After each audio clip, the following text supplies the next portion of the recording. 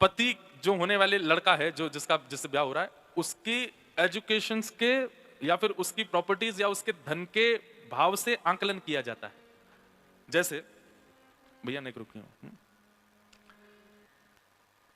बेटा से बोलते हैं बचपन से ही पढ़ ले। क्यों पढ़ ले? अच्छे घर की लड़की ब्याह नहीं करेगी फिर तुझसे। मतलब आप उसको पढ़ाई इसीलिए रहे हो कि ब्याह अच्छे घर की लड़की करे तुमसे।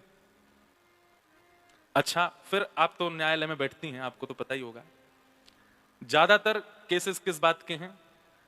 वुमेन एम्पावरमेंट तो है ही एक तरफ कि भाई हमने इतना नहीं दिया और इस वजह से हमारे संबंध टूट गए, पर कहीं ना कहीं विवाह ना होने का कारण यह भी हो जाता है कि हमारा बेटा डॉक्टर है, अमेरिका से पढ़ करके आया, और आप केवल इतना लगाने की बात करते हो। इतना तो हमारे यहाँ नौकर चाकरों के ब्याह में लग जाता है, ये हमारे बेटे के में लगाओगे आप? कम से कम उसके एजुकेशन के हिसाब का तो करो। मतलब एजुकेशन किस लिए थी? उसका उद्देश्य क्या था? कि उसकी होने वाली गृहिणी जो है वो अच्छे कुल की तभी आएगी जब वो एजुकेटेड होगा। उद्देश्य ही बदल गया, आपका कारण ही बदल गया। वहां पर आपने एक प्रकार से ये तो सौदेबाजी की है। यहां पर कॉलेज यूनिवर्सिटी के बच्चे जो होते हैं उन लोगों की बातें ऐसी होती हैं। वो इतनी सुंदर थी, उसने देखो वो छोड़ दिया, उससे ब्याह कर लिया। क्यों कर लिया? बोले पैसा बहुत ज्यादा था, पढ़ा लिखा था, ऐसा था वैसा था, ये नहीं देखा वो नहीं देखा, बस ब्याह किया, ऐसा किया। ऐसी ऐसी बातें होती। तो मतलब उद्देश्य यहाँ ब्याह भी हमारे यहां पर पवित्र नहीं है, जिनको पवित्र संबंध कहा जाता है। नारद जी को वो दिखा, और नारद जी महाराज कह रहे हैं तरुणी प्रभुता गेहे।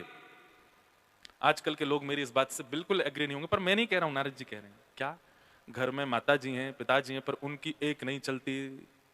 तरुणी ग्रहता गेहे, तरुणी प्रभुता गेहे। किसकी चलती है? पत्नी की चलेगी।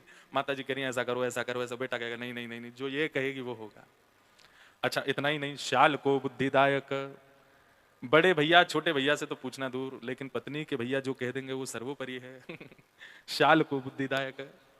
साले साहब, इनकी बात पहले मानी जाएगी, साले हैं हमारे। कई माताओं को मेरी बात अटपटी लग रही हो तो भैया नारद जी से बोलना ऐसा क्यों बोले। हमारे भाई के बारे में ऐसा क्यों बोले आप? अभी जगन्नाथपुरी दर्शन करने गया मैं, तो मैंने वहां के एक महाराज जी से पूछा कि जगन्नाथ भगवान के ध्वजा पर सूर्य है, ये बात तो समझ आती है कि भाई ध्वजा जो है वो प्रकाश का केंद्र बिंदु होता है, पर चंद्रमा क्यों है?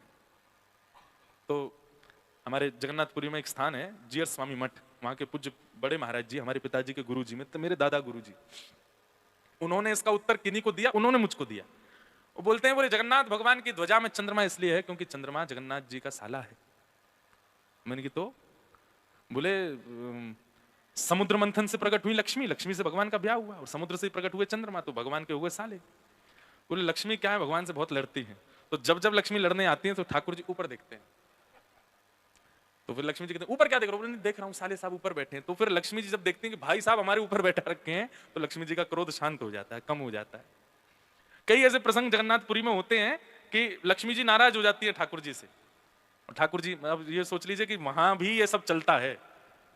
ठाकुर जी और लक्ष्मी जी में भी तिरुपति बालाजी दर्शन करने गए आप, वहां पे पूछिए पद्मावती कहाँ बैठी हैं? वो नीचे बैठी हैं पर्वत के। क्यों गुस्सा हो गई ठाकुर जी से?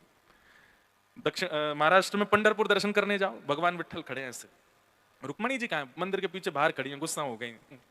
तो ये तो स्वाभाविक बात हो गई है कि वो उनका होना ही है। तो वहां भी ठाकुर जी कुछ ना कुछ यत्न करते रहते हैं मनाने के लक्ष्मी जी को। शाल को बुद्धिदायक है, तो कहीं ना कहीं उनको प्रसन्न करने के लिए साले साहब की बात को प्रायोरिटी ज्यादा दी जाती है। शाल को बुद्धिदायक। और बहुत बातें कही। नारद जी बोले, मैंने कहा भाई इतना शोर कहां से आ रहा है? तो कोई बोला मौनी बाबा के आश्रम से। नाम क्या है? मौनी बाबा। पर हो क्या रहा है? शोर।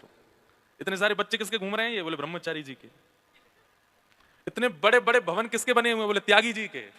नारद जी महाराज बोले, ये सब मैंने देखा।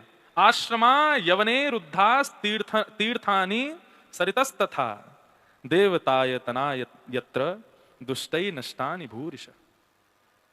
नारद जी महाराज बोले, सब जगह इतनी विचित्र स्थिति देखता हुआ जब मैं वृंदावन गया, और वृंदावन में जाकर के मैंने एक तरुणी को देखा, एक परम सुंदरी बैठी है यमुना जी के तट पर, रो रही थी। उसकी गोद में 2 वृद्ध लेटे थे। ये देख के मुझे आश्चर्य हुआ कि एक युवा कन्या की गोद में वृद्ध लेटे हैं। तब मैंने उस कन्या से पूछा, तुम कौन हो? तब उस कन्या ने अपना परिचय दिया। अहम भक्तिरितिख्याता इमो मे तनयो मतौ ज्ञान वैराग्य नामानो काल योगेन जर्जरो। अहम भक्ति, मैं भक्ति हूं, और ये दोनों मेरे पुत्र हैं, ज्ञान और वैराग्य। बहुत ध्यान से सुनिएगा। कोई आवे जाए आप यहीं देखो बस, हैं 3 घंटा मुझे देखे हुए आए हो बस। इसी के लिए आपने डीजल खर्च किया, इसी के लिए समय निकाला, मुझे देख लो। नजर हमको बिल्कुल नहीं लगेगी, इस बात की चिंता मत करना। कहीं हमने देखे महाराज जी बीमार पड़ गए तो हमको दुनिया देखती है। आप देखो इधर ही, सुनो कथा। क्योंकि यहाँ मैंने कहा ना कि यहाँ मेरा कंसंट्रेशन, आप एक व्यक्ति से भी मेरा बिगड़ जाएगा, क्योंकि आप इतनी सीमित बैठे हो, तो इसलिए आप सबको मेरा ध्यान रखने के लिए मुझे देखना पड़ेगा। और कल से 2 कॉफी पी के आना। वैसे एक बात बोलूं, कोई भी नहीं सोया। बहुत आप लोग ताली बजा लो अपने लिए, इतनी बढ़िया से कथा सुनने। स्टार्टिंग में जब मैंने कीर्तन किया ना, कीर्तन में मैंने जरा सी आंख खोल के देखी तो 2-4 लुढ़के दिखे मुझे। मैंने कहा भाई एक तो आदमी इतने कम, ऊपर से 2-4 वो और हो गए, अब कैसे होगी यहाँ कथा? हे ठाकुर जी रक्षा करो। फिर अब ठीक है माहौल। अभी तो हमारी पूरी टीम आई ही नहीं है, वो तो कल आएंगे, तो और थोड़ा बीच बीच में कीर्तन भी होंगे, कुछ भजन भी होंगे, अच्छा आनंद आएगा। और तो क्या बता रहा था मैं? हाँ, उस कन्या ने अपना परिचय दिया, मैं भक्ति हूं। नारद जी महाराज बोले, तुम भक्ति महारानी हो? बोले हाँ। अरे नारद जी चरणों में गिर, बोले आपको तो हम ध्याते हैं, आपसे तो हम जीवन है हमारा। आपकी गोद में ये 2 वृद्ध कौन है? बोले ये दोनों मेरे पुत्र हैं, इनका नाम है ज्ञान और इसका नाम है वैराग्य। अब सोचिए, भक्ति सबके चित्त में। और अभी जब से कोविड गया है ना, तब से तो भक्ति की बाढ़ आ गई है। इतनी भीड़ होने लग गई है महाराज की बस कोई उसका आंकड़ा ही नहीं है। अभी कुंभ के आंकड़े भी आपको क्या लगता है, ये तो वो होंगे जो काउंट हो गए। कई लोग तो ऐसे भी होंगे जो काउंट ही नहीं हुए हैं। आप सोचिए, जब काउंटिंग 50 करोड़ पहुंच रही है।